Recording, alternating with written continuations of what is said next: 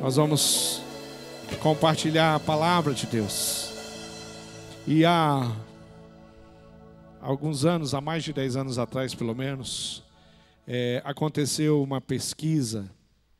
E essa pesquisa, ela foi investigar qual era a história ou as histórias bíblicas mais conhecidas. E essa pesquisa ela foi focada num contexto fora do cristianismo, lugares e pessoas que não se declaravam cristãos, para ver qual eram as histórias bíblicas que elas mais conheciam.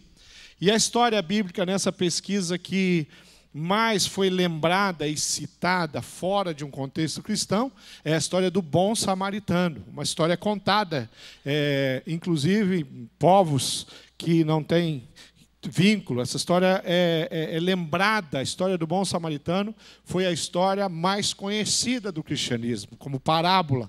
E a segunda história mais conhecida, mais citada na pesquisa, foi a história do filho pródigo. E hoje eu vou pregar na história do filho pródigo, que é um dos textos das histórias, das parábolas mais conhecidas, sem sombra de dúvida também, no nosso meio. Mesmo aqueles que são recentes, convertidos há pouco tempo, muitos já sabem contar essa história. Um desafio, pregar num texto tão conhecido, tão pregado, já ouvi, você já ouviu, quem está caminhando um pouquinho mais na igreja, já deve ter ouvido algumas mensagens sobre a história do filho perdido. E essa história ela se encontra no livro de Lucas, no capítulo 15. O livro de Lucas faz parte dos evangelhos, e o livro de Lucas tem histórias compartilhadas também no livro de Mateus, também no livro de Marcos, histórias também compartilhadas no livro de João, mas a história do filho pródigo você só encontra no livro de Lucas. E aí no capítulo 15, um capítulo que é o capítulo onde fala da moeda perdida, da ovelha perdida, e nós vamos tratar o filho perdido. Lucas capítulo 15, eu vou ler a partir do versículo 11, e diz assim, a palavra de Deus: Jesus continuou, um homem tinha 2 filhos, o mais novo disse ao seu pai: Pai, quero a minha parte da herança. Assim ele repartiu sua propriedade entre eles. Não muito tempo depois, o filho mais novo reuniu tudo o que tinha e foi para uma região distante. E lá desperdiçou os seus bens, vivendo irresponsavelmente. Depois de ter gasto tudo, houve uma grande fome em toda aquela região e ele começou a passar necessidades. Por isso foi empregar-se com um dos cidadãos daquela região, que o mandou para o seu campo, a fim de cuidar de porcos. Ele desejava encher o estômago com as vagens de alfarrobeira que os porcos comiam. Mas ninguém lhe dava nada.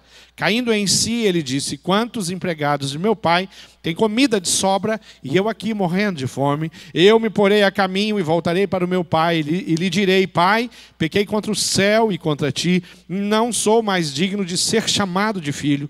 Trata-me como um dos teus empregados. A seguir, levantou-se e foi para o seu pai. Estando ainda longe do seu pai, o viu e, cheio de compaixão, correu para seu filho, o abraçou e beijou. O filho lhe disse: Pai, pequei contra o céu e contra ti, não sou mais digno de ser chamado teu filho.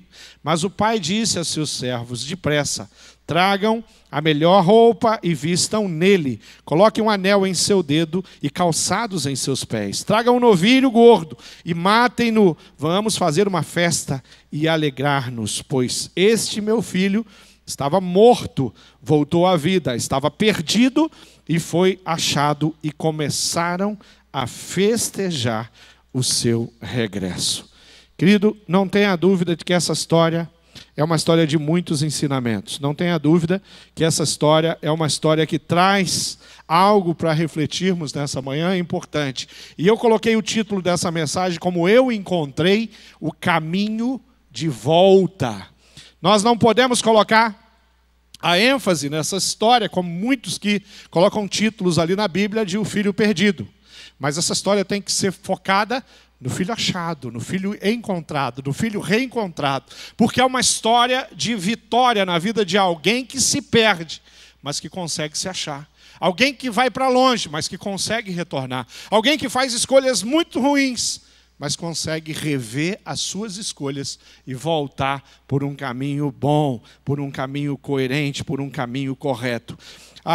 Quando nós olhamos para essa história, nós pegamos esse personagem, esse filho, a Bíblia diz o jovem, o filho mais novo, e o que nós vamos entender ali é que esse jovem mostra na sua decisão um coração muito imaturo. O coração de alguém que não reflete direito nas suas decisões, naquilo que ele vai fazer. O coração de alguém que não para pensar, para refletir, não pega uma balança para fazer uma avaliação sobre a decisão que está tomando, sobre as consequências dessa decisão. Na realidade, ele vem, ele comparece, ele não consegue ver o valor da casa do pai, da presença do pai, de estar com sua família, e ele está vislumbrado por alguma coisa. Quem sabe alguém que está de olho, pensando em morar em um outro lugar, morar em uma outra nação, morar numa cidade, quem sabe uma grande metrópole, ele vai embora ali da casa do seu pai em direção àquilo que é algo que consumiu o seu coração. E ele vai apresentar-se ao pai e vai pedir a herança, ou a parte da herança dele. Alguma coisa um pouco incomum para a gente. Se, por um acaso, o Tiago, a Janaíne Chabariberi chegar ali para o Natal e falar: pai, dá minha parte da herança, né? Todos aquele recurso todo que o pastor Natal tem, fazenda, né, pastor Natal, casa na praia e tantas coisas que ele tem no apartamento, um por andar aqui, que ele mora em Curitiba, e ele de repente ele vai pegar e ele vai vender os imóveis dele, vai repartir e vai entregar a parte do Tiago, e o Tiago vai embora para outro lugar. No nosso contexto, assim, provavelmente o Natal, de forma muito gentil, o Natal é um homem muito gentil, né? Eu ia falar: filhão, calma lá que eu não morri ainda, né? Seria a nossa cultura, seria nosso jeito de lidar com isso. Mas a Bíblia fala que ele vem e pede ao pai a parte daquilo que o pai construiu, com a ajuda dos seus filhos, da sua família, e a Bíblia diz que o pai entrega a parte da herança dele, e ele vai embora para algum lugar, ele vai embora, ele toma essa decisão. Nós sabemos também que essa história do filho pródigo não é uma história que está contada para que nós aprendamos a respeito dos relacionamentos e das decisões familiares, mas essa história tem um cunho espiritual muito forte. Essa história fala de um pai, essa história fala de um filho, essa história fala de um relacionamento, essa história fala de restauração, de salvação. O pai que essa história está apontando não é um pai terreno, mas é um pai celestial. É um pai que nós nunca deveríamos sair perto, um pai que nós nunca deveríamos desejar para ir para longe do lugar aonde ele está, o lugar onde ele escolheu, o lugar aonde ele vive. Eu quero chamar isso de presença de Deus, a vontade de Deus. Então nós olhamos para esse filho imaturo, e esse filho imaturo, ele deixa que o engano, o pecado, tome conta do seu coração. Ele vai em torno de uma tentativa inútil de encontrar algum tipo de conquista, de felicidade, de vitória, e ele não encontra, porque a conquista, a vitória, está justamente na presença do Pai, no lugar perfeito, junto do Pai. Quando eu olho para a minha vida, para a sua vida, para a nossa vida, eu consigo perceber que nós também escolhemos, muitas vezes, nos afastarmos da presença do Pai, da vontade do Pai, da companhia do Pai. Muitas vezes, espiritualmente, nós permitimos o nosso coração se esfriar. E o que vai acontecer quando isso acontece é que nós vamos experimentar na nossa vida espiritual coisas parecidas, na nossa vida financeira, nos nossos relacionamentos, fracassos, que se estivéssemos perto do Pai, ouvindo o Pai, na presença do Pai, nós não teríamos experimentado. Queridos, quando eu penso aqui na casa do Pai, quando eu penso na presença do Pai, Eu penso de um lugar onde nós crescemos e aprendemos. Mas muitas vezes nós nos afastamos da casa do Pai. De que forma fazemos isso? Muitas vezes por várias razões, às vezes com muitas justificativas, nós nos afastamos da intimidade com Deus através da sua palavra. E quando nós nos afastamos da palavra de Deus, nós deixamos de ser munidos por ela. Nós deixamos de ser instruídos por ela. Nós começamos a nos esquecer. Porque quando lemos a palavra, nós somos iluminados. A iluminação é uma das formas que Deus permite a gente conseguir ler, enxergar a nossa vida, a nossa história e as nossas escolhas, baseado na palavra de Deus. Quando eu leio a Bíblia e eu releio textos, quando eu leio a Bíblia e eu releio a história do filho pródigo, quando eu vou novamente para uma pesquisa, para estudar, como fiz durante essa semana para preparar esse sermão, eu sou novamente abençoado, edificado. E essa história, ela novamente começa a ganhar cores que estavam, de repente, começando a se apagar. A intimidade com a palavra me faz prosperar em todos os sentidos da minha vida. A presença do Pai, a intimidade com o Pai, às vezes que nós nos afastamos e deixamos por qualquer outra razão, é a intimidade da oração. Começamos a nos afastar de Deus, por quê? Porque o nosso dia é muito corrido. Porque nós assumimos muitas responsabilidades que não nos permite estar na presença de Deus. Tínhamos uma vida de oração, mas aos poucos as coisas do dia foi nos dominando e a gente começou a não estar mais na presença do Pai, na casa do Pai, falando com Ele, conversando com Ele. E quando eu começo a substituir a conversa com o Pai por qualquer outra coisa, eu vou empobrecer a cada dia. Por quê? Porque na presença do Pai tem instrução. Na presença do Pai tem alegria. Nós somos incendiados. Há alguma coisa preciosa que acontece no nosso coração quando nós estamos na presença, na casa do Pai. Quando, falando do Pai, esse humano que a gente teve, esse pai que o Senhor permitiu você ter, e o meu já faleceu há alguns anos, de vez em quando vem uma memória e eu vejo alguém fazer alguma coisa e falo, cara, meu pai fazia exatamente assim. Porque já faz alguns anos que eu não estou mais com meu pai, que eu não convivo mais com ele constantemente. Quando a gente abandona a prática da oração, nós começamos a esquecer. Como é que Deus conduz? Como é que Ele direciona? O que Ele fala? Como é que Ele nos ensina? Nosso coração está aquecido quando nós nos afastamos da palavra e da Bíblia Sagrada. Os valores do mundo começam a ficar menos esquisitos para nós e mais atraentes. A casa do Pai é o lugar seguro. Aquele jovem fez uma escolha. Ele olhou para algum lugar e ele viu alguma vantagem nesse lugar. Mas uma vantagem que só o coração humano podia produzir. Ele perdeu valores e princípios que ele tinha recebido. Provérbios 4, versículo 27 diz: sobretudo, o que se deve guardar, guarda o teu coração, porque dele procedem as fontes da vida. Guarda esse teu coração. Sabe aonde? Na casa do Pai, na presença do Pai. Como crescer? Se nós deixamos de ser instruídos pela palavra de Deus. Não, mas eu conheço bastante. Você conhece o bastante para se esquecer de como é bom você viver na presença do Pai. Nós não temos dúvida alguma que o jovem fez uma escolha muito errada.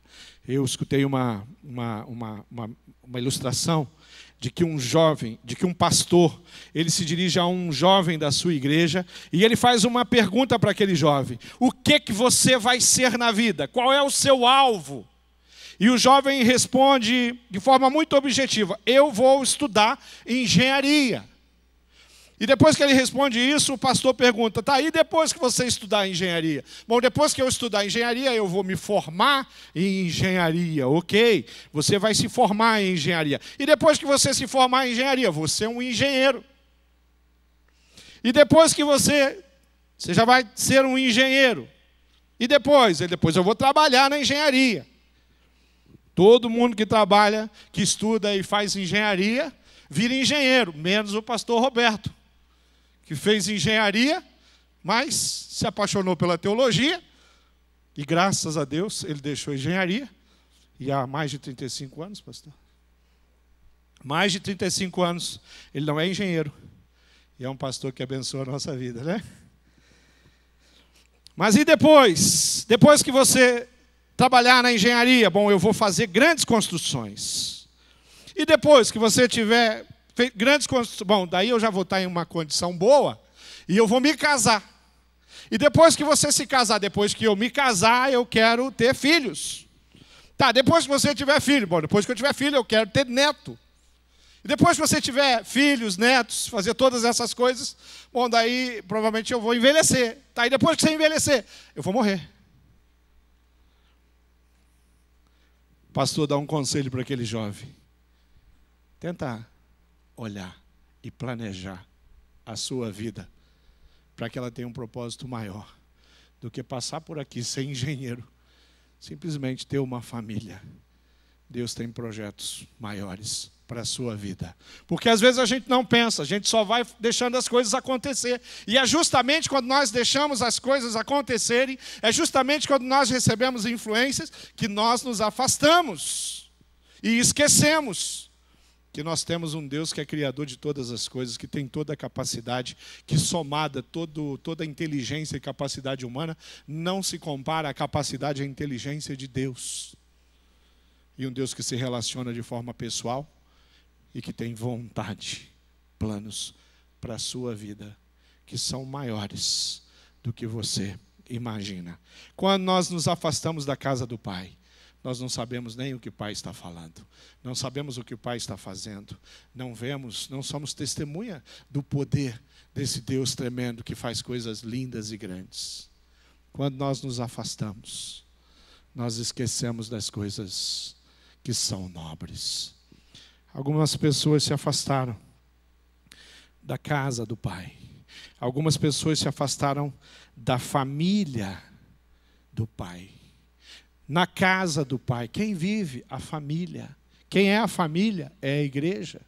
Algumas pessoas não conseguem mais nem olhar para a igreja e enxergar que a igreja continua sendo e sempre vai ser a família de Deus.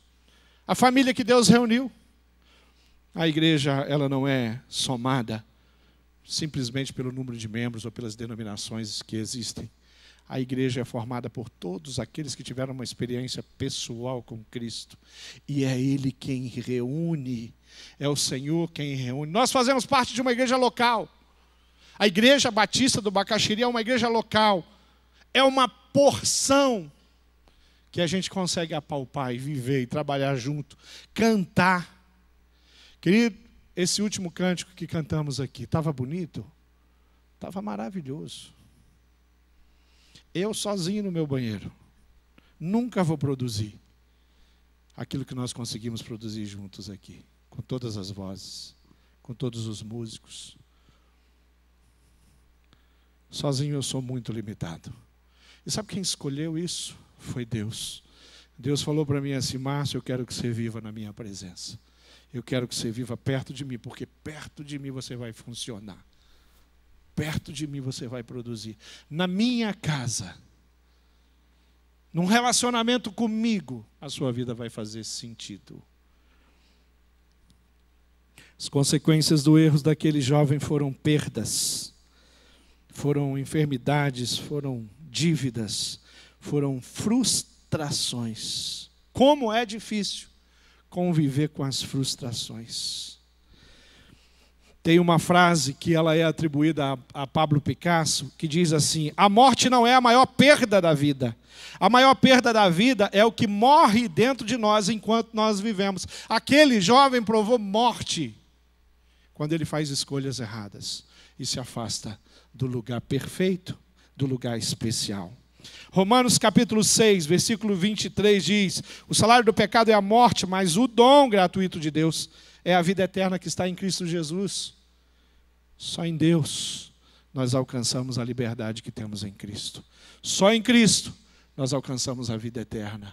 Queridos, a quarta coisa que eu quero chamar a atenção é que, apesar desse jovem ter se perdido, apesar de tantas consequências do erro que ele cometeu, ele provou uma coisa chamada arrependimento, reconhecimento. Ele conseguiu olhar para trás e ele conseguiu ver da onde ele tinha saído. E ali acontece algo precioso também, que o Pai pode produzir, chamado restauração.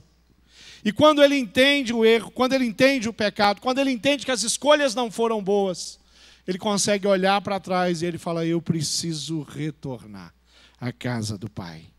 Eu não mereço isso. Eu não sou digno de voltar. Eu não sou digno de ser recebido. E ele não imaginava a maneira como ele ia ser recebido. E ele tem uma ideia, ele falou: eu vou voltar. E fala: Pai, você me aceita de novo e me coloca numa posição aí de servo, de um trabalhador, de um empregado seu. Mas quando ele volta, isso é restauração. Ele tem coisas imerecidas restituídas, como por exemplo a sandália, como por exemplo o anel, como por exemplo as vestes novas.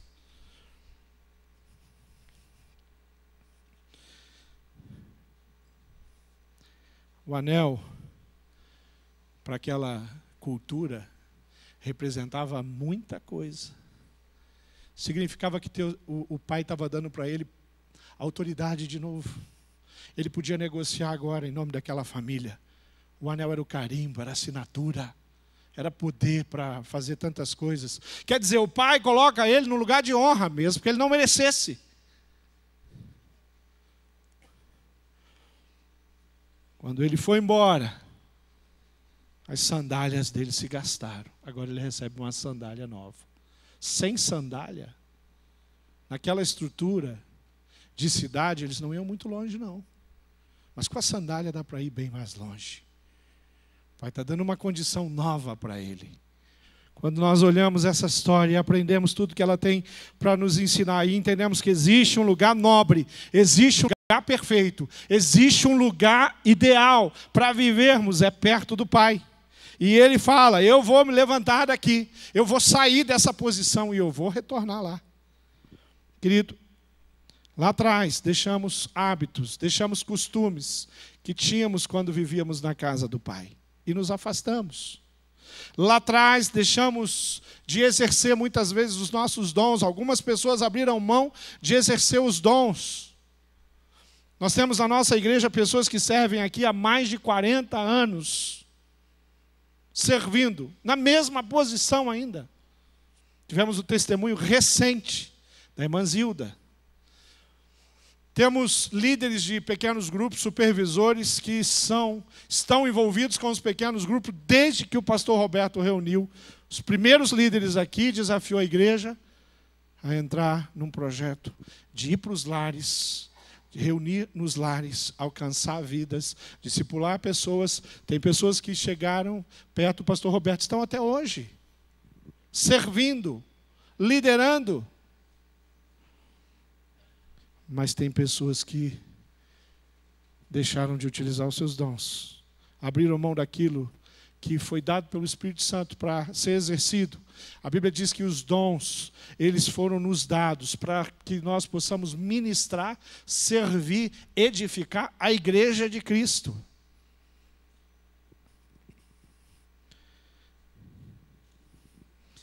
Aquele jovem entende, ele se arrepende, ele volta ao lugar nobre e ali ele é edificado. Augusto Cury, em um dos seus livros, ele fala algo muito precioso. E ele diz assim, ser feliz não é ter uma vida perfeita, mas usar as lágrimas para irrigar a tolerância, usar as perdas para refinar a paciência, usar as falhas para esculpir a serenidade, usar a dor para lapidar o prazer, usar os obstáculos para abrir as janelas da inteligência. Naquele momento, aquele jovem tem momento de iluminação, de luz. E ele consegue olhar para trás e partir. Querido, Deus não nos chamou, Deus não nos levantou e não nos capacitou para a gente ficar olhando no passado e falar assim, eu já trabalhei muito.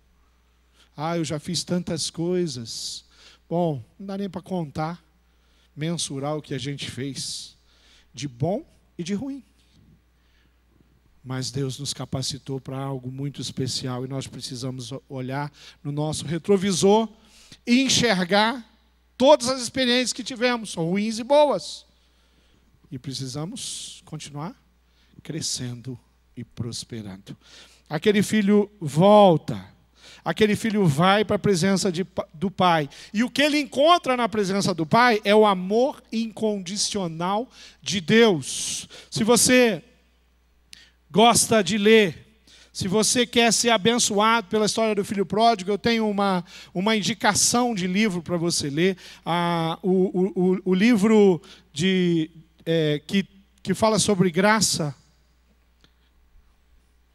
Filipenses, maravilhosa graça. Maravilhosa graça, ele conta essa história, a história do filho pródigo, contextualizado na história de uma jovem americana, e essa jovem olha para uma grande cidade, e ela vislumbra ir embora para aquela cidade, e lá naquele livro, acho que no primeiro capítulo do Maravilhosa Graça, ele fala que essa jovem deixa a família e vai embora, e é uma jovem bonita, e ela chega lá, ela encontra pessoas que ensinam ela como que ela pode ganhar muito dinheiro na grande cidade. E ela vai se envolver com alguma coisa chamada prostituição. E os anos vão se passar. E, de fato, aquela jovem vai ganhar muito dinheiro, vai andar nos melhores carros, vendendo o seu próprio corpo. Mas vai chegar um momento em que ela adoece e o seu corpo deixa de ser atrativo e ela começa simplesmente a perder tudo que ela tem. E quando ela vai se dar conta, ela está numa marquise, ela está dormindo na rua de uma grande cidade, se eu não me engano, essa história acontece em Chicago, e ali, dormindo, ela lembra de onde ela saiu, a família que ela tinha, e ela escreve uma carta. Quem já leu esse livro? Levanta a mão. Pouca gente, né? Alguns. Precisamos ler. Esse livro é muito bom. E aí o que acontece, ela escreve uma carta e ela fala para a família dela, ela pede perdão para a família dela, e ela fala que ela vai voltar. E ela fala, olha, vocês não têm obrigação nenhuma de me receber, vocês não têm culpa nenhuma da minha situação, vocês não vão encontrar a filha saudável, bonita que vocês conheceram, vocês vão encontrar uma mulher machucada, ferida e muito doente. E ela coloca na carta a seguinte regra, eu vou pegar um ônibus, e esse ônibus vai passar pela cidade em que eu nasci. E eu vou olhar na janela, se vocês estiverem ali me esperando eu desço, senão eu continuo no mesmo ônibus. E vocês jamais serão culpados de não estar lá, porque eu não sou digna de ser recebida novamente. Mas a história conta que ela pega o ônibus e ela vai, e quando ela chega lá na cidade, ela abre a janela, e ela da janela não vê somente seu pai e sua mãe, mas toda a sua família esperando, e eles estão com cartazes dizendo seja bem-vinda, e eles estão lá ansiosos para poder ver aquela pessoa querida da família deles, e isso é uma aplicação da história do filho pródigo nos nossos dias, feito pelo Filipenses de uma forma muito linda e que mostra exatamente o amor incondicional de Deus. Quando nós vemos a forma como Deus recebe de volta o filho, nós vamos perceber que Deus recebe o filho com perdão. O pai recebe o filho com perdão, do mesmo jeito que Deus nos recebe. E mais que perdão, o pai comemora. Tem uma alegria no coração desse pai de receber o filho de volta. Quando nós abandonamos aquela vida de presença de Deus, quando nós deixamos a morada, a casa, o lugar perfeito, o lugar nobre, e nós nos afastamos, nosso Deus está pronto para te receber de novo. E essa mensagem aqui, querido, não é uma mensagem evangelística.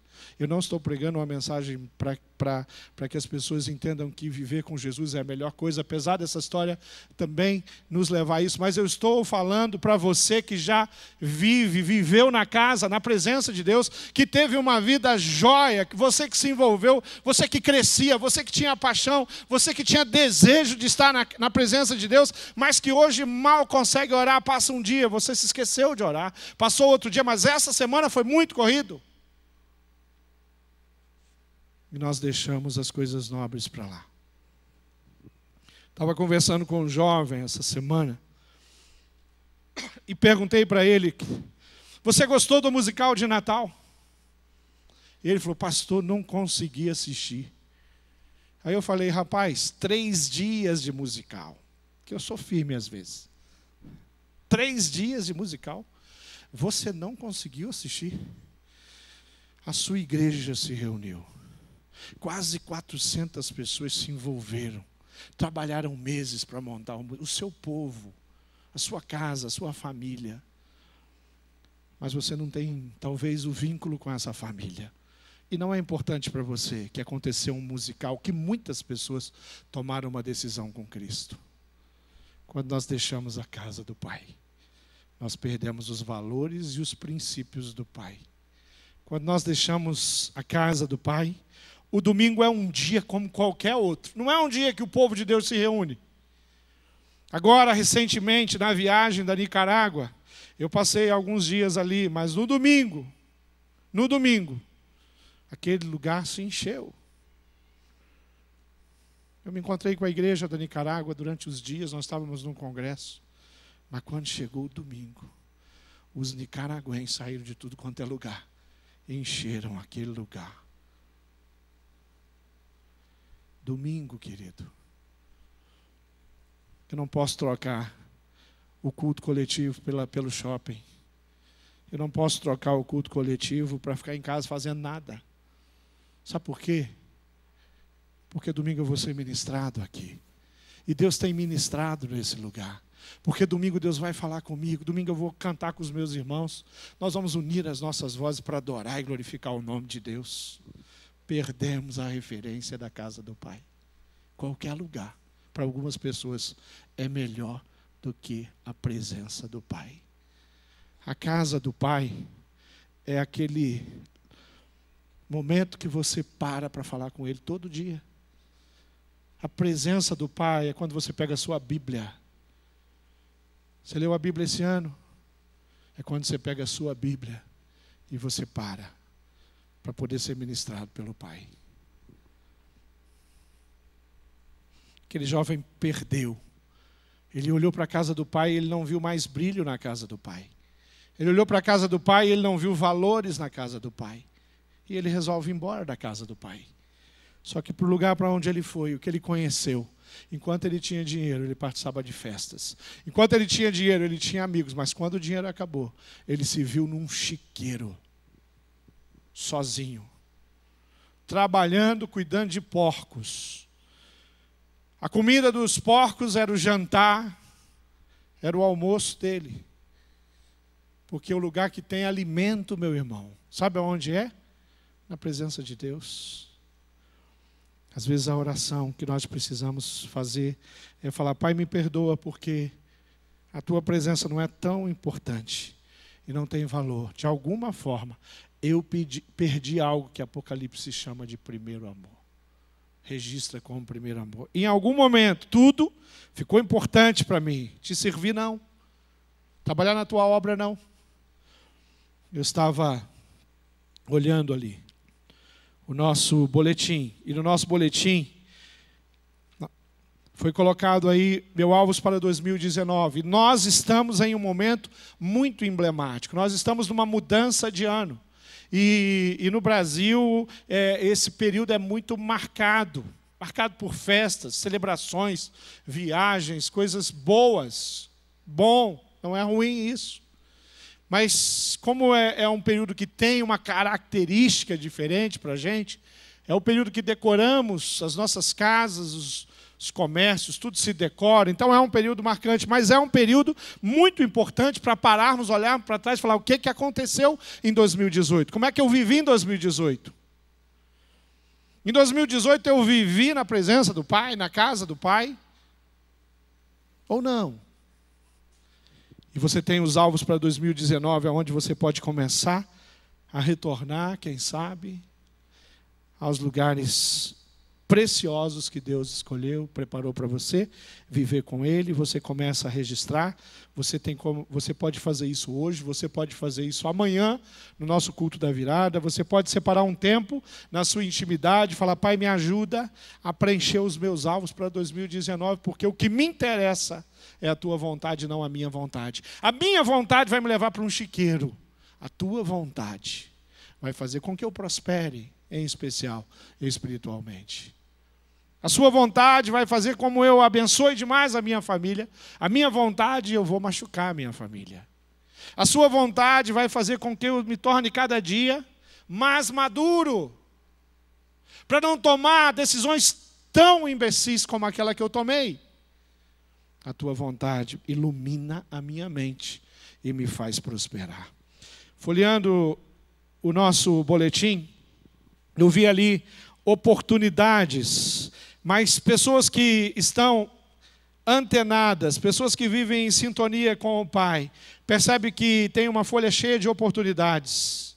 Nós vamos ter um grande evento ali com o pastor Carlito Paz, está aí, fevereiro, 15 e 17, é o Lidera.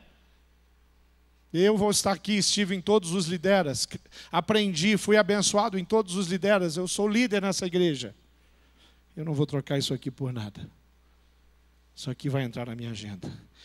Eu vi ali que tem um circo da alegria. Quem está antenado com Deus fala, olha só, uma oportunidade para que eu traga os meus filhos, os meus netos e as crianças que eu conheço da minha família, elas vão ser ministradas. O circo da alegria, gente, de fato é um circo que tem alegria. As crianças vão ser ministradas. Crianças vão tomar a decisão com Cristo no circo da alegria. Quando eu tinha 7 anos de idade, uma professora da escola dominical, ela explicou para as crianças que nós precisamos tomar uma decisão com Cristo. Crianças de 7 anos. E aquela professora explicou que os nossos pais tomaram uma decisão com Cristo, e por isso eles são de Cristo. E aos 7 anos de idade, eu tomei uma decisão com Cristo. Circo da alegria, colônia de férias. Quando eu estou em sintonia com o Pai, eu olho para isso aqui e falo, nossa, vou começar a orar por isso. Orar pelas crianças, para que elas sejam despertadas, protegidas. Essas crianças que Satanás vai fazer de tudo para envolvê-las num modelo sexual muito diferente da proposta de Cristo. Essas crianças que Satanás vai fazer de tudo para desconstruir, para que elas não consigam enxergar a igreja do Senhor Jesus e seu valor. Essas crianças que vão ser minadas de todas as formas, mas crianças que vão ser instruídas e ministradas e que vão poder crescer sem ir embora da casa do Pai e para viver experiências horríveis, como muitos de nós experimentamos. A casa do Pai é um lugar tremendo. Olha só o que tem aqui. Uma viagem missionária para a Amazônia. 7 dias eu fiz essa viagem há 2 anos atrás, 2 anos e meio. 7 dias na Amazônia, 7 dias que o Senhor falou comigo. Qual foi a última vez que você fez uma viagem missionária? Qual foi a última vez que você colocou a mão no seu bolso, na sua conta e falou, eu vou investir numa viagem missionária? Queridos, eu fico muito feliz quando eu vejo as famílias da nossa igreja prosperando e passeando. Eu fico feliz, eu me alegro. Olha que esse aqui está em Nova York, né? Olha esse aqui, está na Espanha. Olha esse aqui, Matinhos. Coisa linda é Matinhos. Alguém não gosta de Matinhos aí? Mas eu fico triste quando eu vejo uma viagem, 2 viagens, 3 viagens. E não tem uma viagem missionária no currículo. Viagem missionária para os pastores, para os vocacionados. Faça todas as viagens que Deus permitir. Conheça todos os lugares que você puder. Mas, por favor, coloque viagem missionária no seu calendário. Faça os seus filhos entender que tem algo que é precioso e que vale a pena a gente investir.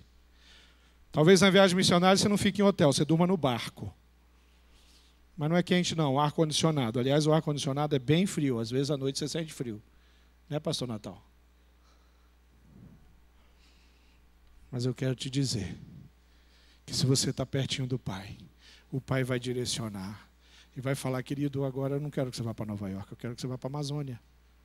Agora eu não quero que você tenha uma experiência lá, eu quero que você tenha uma experiência comigo e conheça um povo lindo que é o povo ribeirinho, e você conte tua história para eles, e que você consiga servir os ribeirinhos.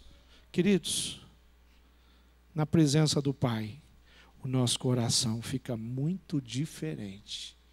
Nós não vamos nos interessar pelas festas lá, não. Nós vamos nos interessar em fazer a vontade de Deus. Deus vai promover tanta coisa boa. Eu queria terminar lendo o texto de Filipenses 4:9, que diz: tudo que vocês aprenderam, receberam, ouviram e viram em mim, ponham-no em prática, e o Deus da paz estará com vocês todos os dias. Quem vive na presença de Deus, quem não foge da presença de Deus, prova isso que Filipenses está falando. Vamos ficar de pé? Vamos ficar de pé? Toda a igreja de pé? Nós queremos orar.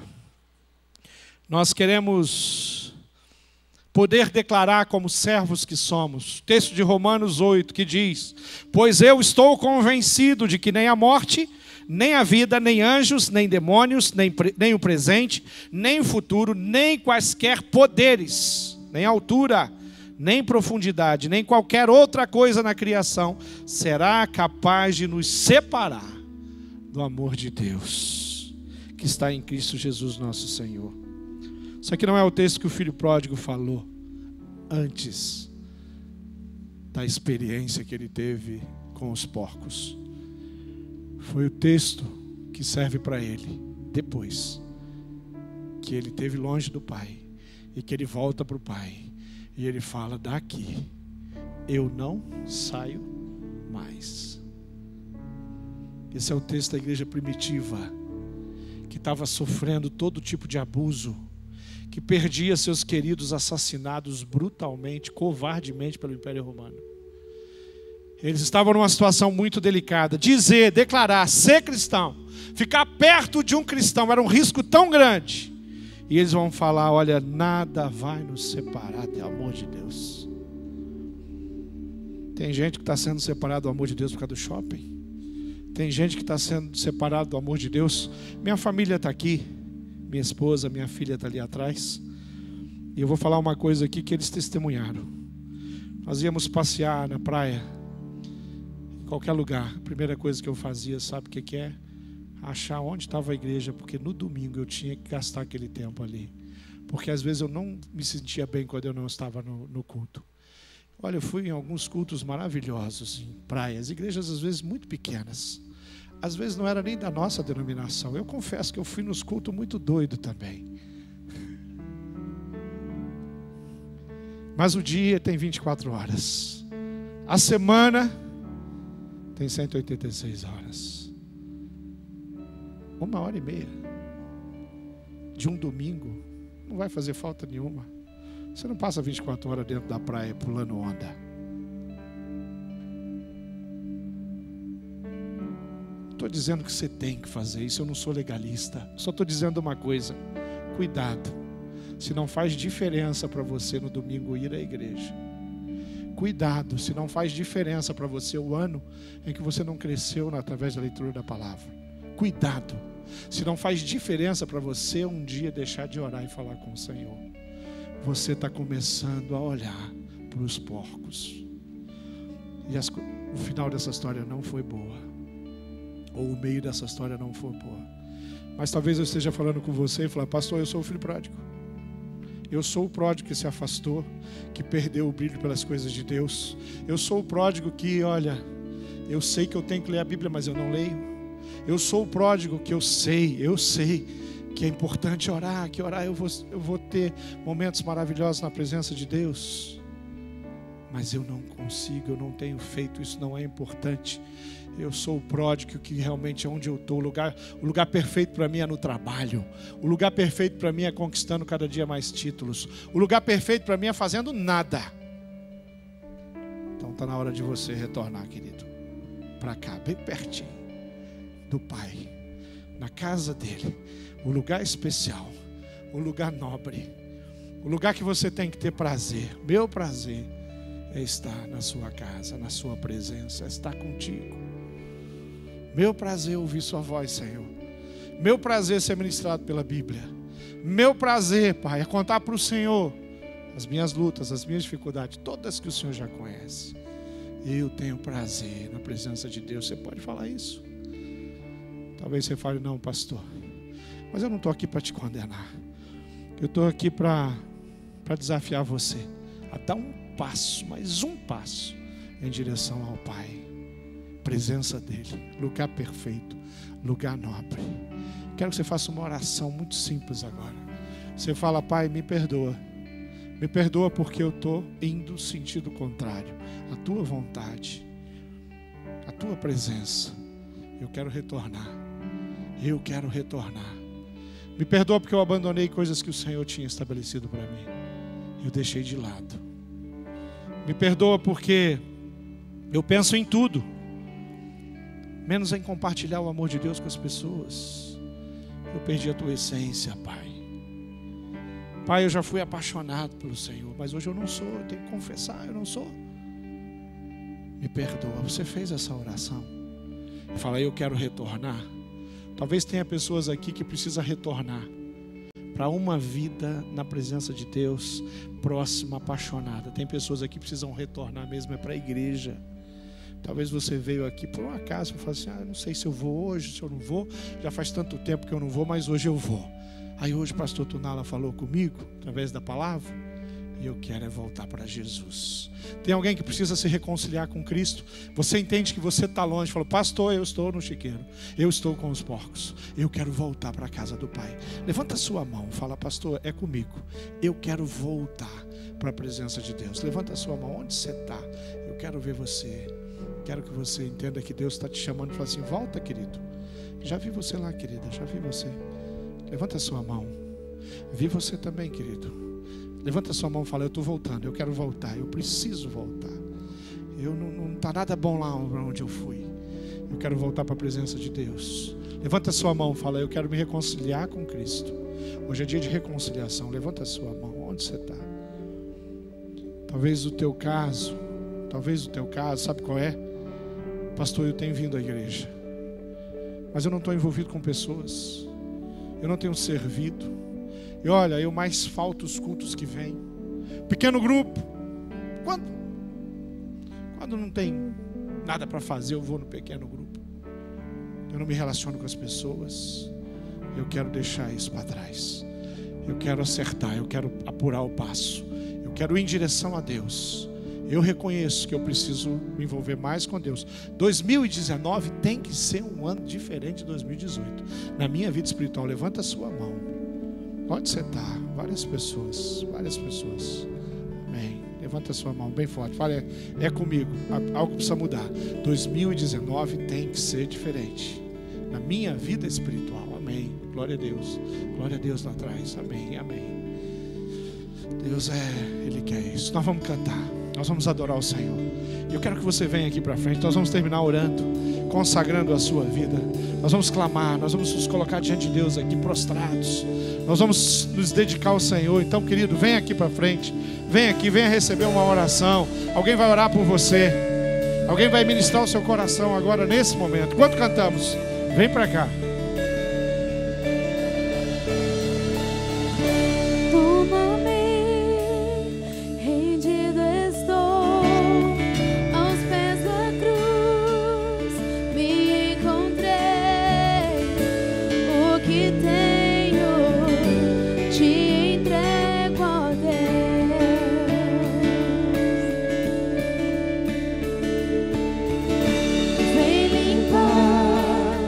As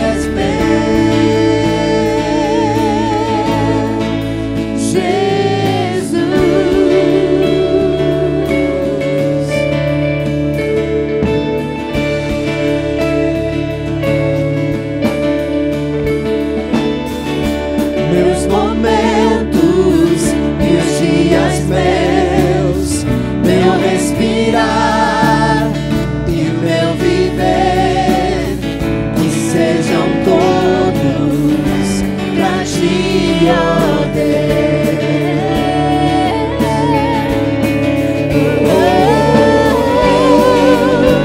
Eis-me aqui, rendido estou.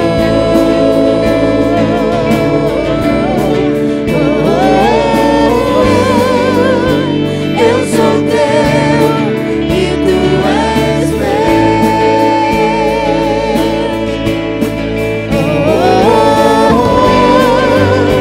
Eis-me aqui, rendido estou.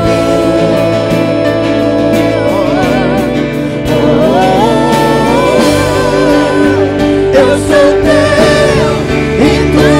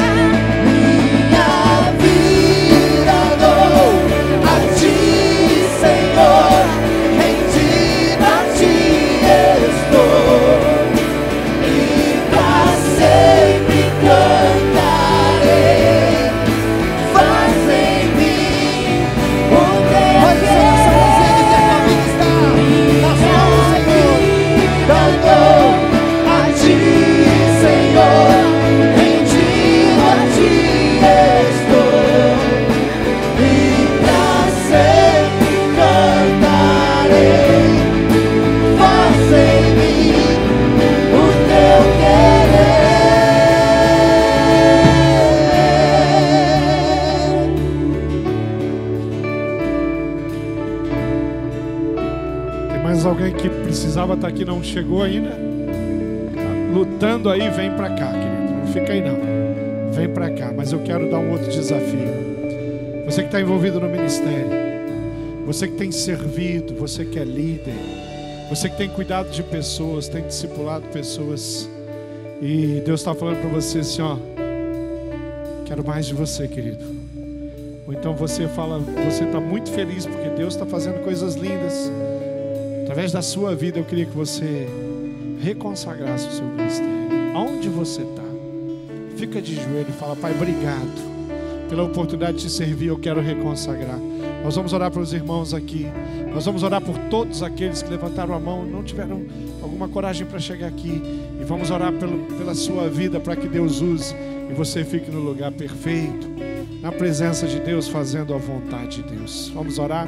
Pai amado, eu sei que o Senhor é um Deus fiel, é um Deus tremendo, é um Deus de amor, é um Deus que faz toda a diferença nas nossas vidas. Eu sei que o lugar especial, Deus, é na tua casa, é junto de ti. Eu te louvo por essa história, eu te louvo porque o Senhor colocou a história do filho pródigo para falar o nosso coração todos os dias. E eu quero declarar que essa história é feliz, Pai.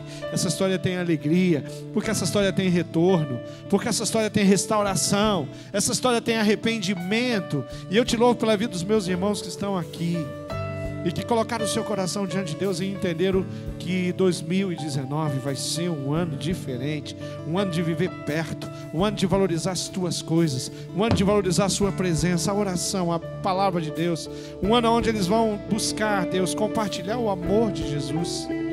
Nós te louvamos, Deus, porque vai ser um ano, com certeza, que nós vamos todos os dias brigar, lutar, para viver em integridade, em retidão, em verdade, Pai. Quero te louvar por todos aqueles da nossa igreja que têm trabalhado tanto. E essa igreja tem prosperado porque tem servos que usam seus dons valorosos demais. E eu quero pedir que o Senhor reconsagre mais uma vez o ministério de cada um. Que o Senhor coloque a sua mão sobre essas famílias, Pai. E que o Senhor faça prosperar tudo que eles estão colocando à mão. Cada ministério, Deus, tudo aquilo que a gente faz aqui, cada pequeno grupo, Deus. todas as nossas gerações, as nossas crianças, os nossos adolescentes, juniores, jovens, adultos, casais, idosos, todos abençoados por gente que arregaça as mangas, Pai, e faz com que o Teu reino prevaleça e prospere nesse lugar através do Seu poder. Nós entregamos 2019 nas Tuas mãos. Nós consagramos esse ano para o Senhor. Nós queremos a Tua presença. Nós queremos a Tua vontade. Nós queremos sentir a paz que excede o entendimento durante esse ano. Nós queremos fazer coisas para o Senhor, coisas que o alegram. Nós queremos ajudar pessoas a retornarem, saírem dos lugares distantes para chegar perto do Teu coração. Nos use como igreja, nos use como Teus filhos, como Teus servos. Nós nos entregamos, oramos e fazemos assim, no nome precioso do Senhor Jesus. Pai, nós Te amamos e queremos conviver e viver contigo. Nós queremos andar contigo. Nós queremos ser ministrados pelo Senhor todos os dias. Nós oramos muito agradecido no Teu nome precioso, declarando mais uma vez que nós amamos ao Senhor. Em nome de Jesus oramos. Amém. Aleluia. Deus abençoe.